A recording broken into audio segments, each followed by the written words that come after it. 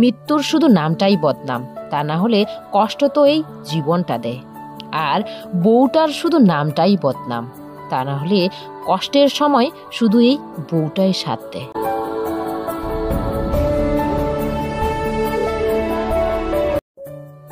লোকে কি বলবে, যদি এই ব্যাপারটা আপনার জীবনে এতই ইম্পর্ট্যান্ট, তাহলে আপনি কখনো সাফল্যতার সিঁড়ি উঠতে পারবেন না। কারণ মানুষ যতক্ষণ না বলবে ততক্ষণ তাদের শান্তি নাই। মানুষ বলেই ছাড়েন, আপনি ঠিক করেন, ভুল করেন, আপনি ভালো করেন, খারাপ করেন, মানুষ সেটাই বলবেন যেটা তাদের ভালো লাগে, আর মানুষ সেটাই বলবেন যেটা তাদের চোখে ঠিক মনে হয়। তো হ্যালো বন্ধুরা, আমি তপু, আর তপুর ছোট্ট পৃথিবীতে তোমাদের সবাইকে স্বাগত জানাচ্ছি। কেমন আছো তোমরা সবাই? আশা করছি সবাই ভালো আছো, আর আমার মতো জাস্ট বিন্দাস আছো বন্ধুরা। আজকে আরো একটা কুয়াশা ভরা দিন নিয়ে আসলাম তোমাদের সামনে। জানি না পরে রোদ্র উঠবে কি না, কিন্তু এখন দেখো বন্ধুরা 6:30 বেজে গেছে, কিন্তু এতক্ষণে সূর্যি মামার দেখা মেলে, কিন্তু আজকে এখনো দেখা মিলছে না। তো ওয়েদারটা মনে হয় ঠান্ডা ঠান্ডা, কিন্তু গত বছর যা ঠান্ডা ছিল তেমন ঠান্ডা এই বছর একদমই আসলো না বন্ধুরা। গত বছর আমার এখনও মনে আছে, আমরা শান আর আমি দুজনে এখনও গল্প করি, উঠোনে আমাদের মানে আগুন জ্বালানো হতো, আর 15 দিন 16 দিন 17 দিন এত মানে চলেই ছিল কুয়াশা, মানে রোদ্দুর দেখা মেলেনি আর কি, আমাদের আগুন তাপতে হয়েছিল। আমার বাবার বাড়ি থেকে অনেক, আর গত বছর যেহেতু আমরা এখানে এসেছিলাম প্রথম, সে কারণে খড়ি টড়ি ছিল না কিছু, বাবার বাড়ি থেকে আমার খড়ি পাঠিয়েছিল আগুন তাপতাম বলে। আর গত বছর আমাদের কি বলে ইয়েও কাটা হয়নি বাগান, সে কারণে ছিল না লাকড়ি। তো এইবার লাকড়ি অনেক, কিন্তু এবার ঠান্ডা তেমন নেই। তো কুতুর বাচ্চাগুলোকে দেখলাম এখনও ওরা বেরোচ্ছে না। 4টা বাচ্চা যেহেতু একসাথে হয়েছে না, তো সে কারণে হয়তো একটু কমজোরি ওদের মানে স্বাস্থ্য, সেই কারণে হচ্ছে এখনও বেরোচ্ছেই না ওরা। অনেক দিন হয়ে গেল, কিন্তু 20-25 দিন তো হয়ে যাচ্ছে মনে হচ্ছে। তো যাকে ওদের দেখে এলাম, বিভূত ওদিকে আগুন তাপছে। সকালবেলা উঠোনটা আগে ঝাড়ু করিনি দেখলেই, কারণ কেউ ঘুম থেকে উঠিনি, তাই ভাবলাম উঠোনটাকে ঝাড়ু দিয়ে ওদের ডিস্টার্ব না করি। পরে ওরা ঘুম থেকে উঠলো সবাই। আমি তো ভাতের হাঁড়ি বসিয়ে তারপরে গেছি উঠোন ঝাড়ু করতে, কারণ এই ভাতগুলো আমি বলেছি তোমাদের 1 ঘন্টা সময় লাগে হতে বন্ধুরা, তার জন্য উঠে আগে ভাতের হাঁড়িটা দিতে হয়। আর এগুলো বাসমতি চালের ভাত করলাম, ফ্রাইড রাইস করলাম আর কি, ছেলে মেয়ে খেয়ে স্কুলে নিয়ে যাবে এগুলো। তো আর সাথে দিয়েছি বেগুন ভাজা, আর করেছিলাম ফ্রেঞ্চ ফ্রাইস খাচ্ছে বিভূষণ আমার।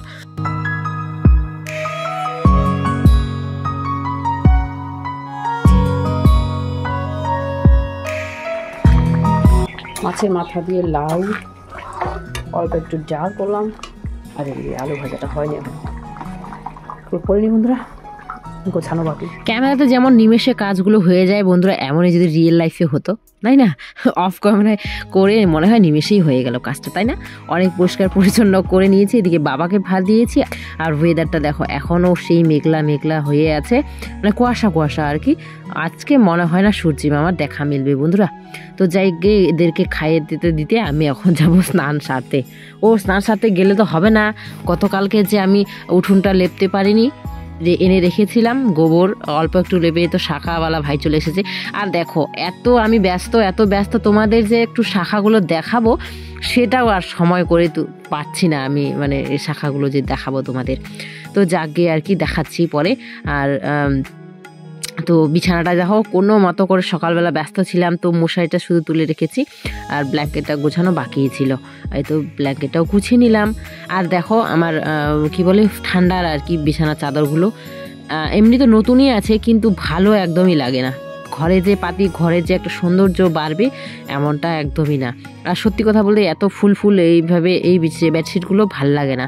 প্লেনের মধ্যে যেগুলো থাকে, ফ্লাওয়ার ডিজাইন থাকে, কিন্তু প্লেনের মধ্যে যেগুলো থাকে ওগুলোই কিন্তু ঘরের সৌন্দর্যটা বাড়ায়, তাই না?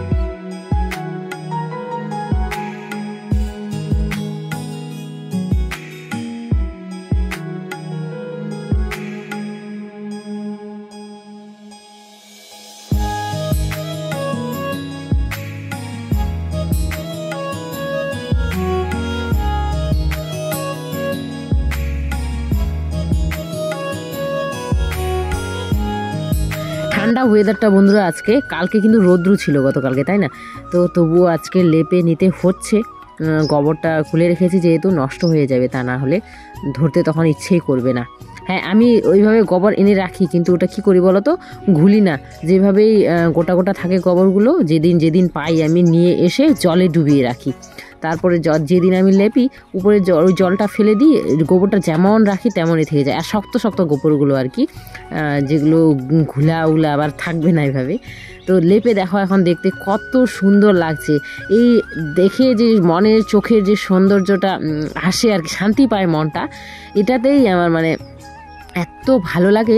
তাই কষ্টটা কোনো কষ্ট মনে হয় না। এই ঠান্ডায় শান্ত আমাকে বারবার বকে যায় আর কি, তুমিই তো ওগুলো কাজ ছাড়া। আমাকে ভালো লাগে করতে, এইভাবে পরিষ্কার পরিচ্ছন্নভাবে লেপে মুছে রাখতে আমার খুবই ভালো লাগে। মনটা আমার খুব শান্তি পায় আর কি। আর যদি নোংরা হয়ে থাকে, মানে কোথাও যদি চটে যায় মাটিগুলো, বালি বালি হয়ে থাকে, তখন কিন্তু আমার একদম ভালো লাগে না, মনে শান্তিই পাই না আমি আর কি। তো যাকে দু একটা রিলস করলাম, শর্ট ভিডিও আর কি, করতে করতে এইভাবে উঠোনটা আমার লেপা হয়ে গেল। তারপরে এখন যাব হচ্ছে রান্নাঘরে, যেখানে যে রান্না করি ওই বারান্দাটাও লেপবো। এত ভেঙে গেছে আর কি ধারগুলো, তোমরা দেখেছো, ক্যামেরাতে দেখাও যায়। যখন সকালবেলা রান্না করছিলাম, তখন উঠোন ঝাড়ু করছিলাম, তখন দেখাই গেছিল অনেক ভেঙে গেছে।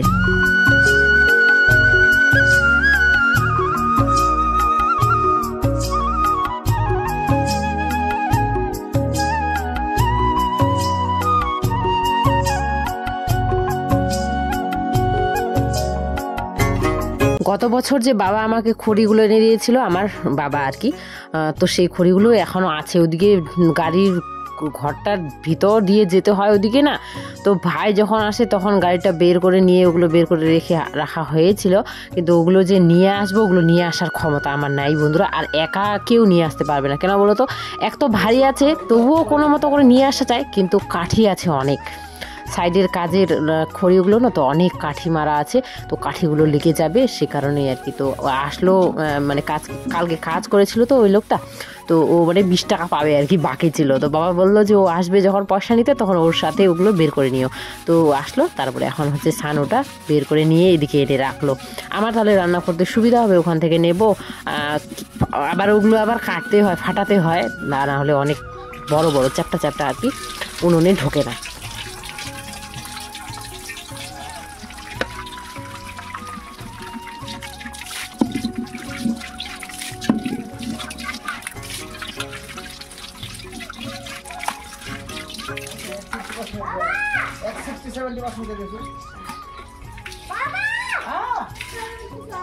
উফ বন্ধুরা, হাঁপিয়ে গেছে সত্যি কথা বলতে। এক সকাল থেকে উঠে যে কাজ করা শুরু করেছি, মানে কাজের শেষ হচ্ছেই না। আর কাপড়, সেই ঠান্ডা পড়ুক, গরম খুব রোদ্দুক, যাই হোক, আমার কাপড় কাচা শেষ আর হয় না বন্ধুরা।